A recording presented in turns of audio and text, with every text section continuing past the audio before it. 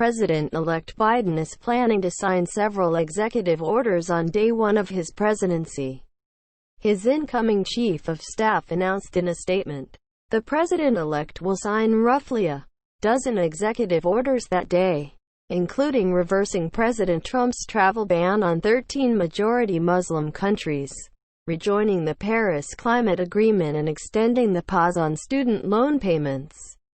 According to Ron Klain, Biden also will initiate his 100-day masking challenge with a mask mandate on federal property and during interstate travel. Klain promised the president-elect would sign additional executive orders on climate change and health care access in the first week of the new administration. Much more will need to be done to fight COVID-19, build our economy back better, combat systemic racism and inequality, and address the existential threat of the climate crisis, Klain said in the statement.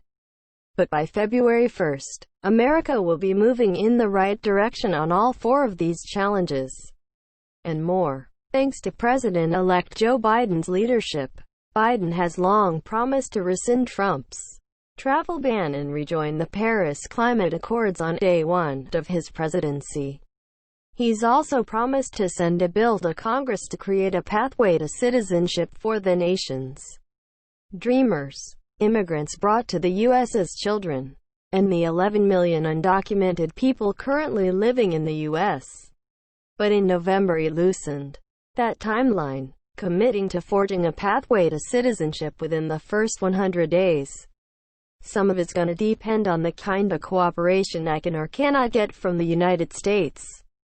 Congress, Biden acknowledged. On the campaign trail, Biden pledged to end the Migrant Protection Protocols, MPP, that keep migrants in Mexico as their hearings play out, known as the Remain in Mexico policy. Opponents have claimed it puts migrants in danger, but Trump officials said it has been key in ending catch and release, by which migrants were released into the U.S. instead. Biden will take the oath of office Wednesday after a whirlwind lame duck period where President Trump repeated regularly that the presidential election was rigged and alleged mass voter fraud.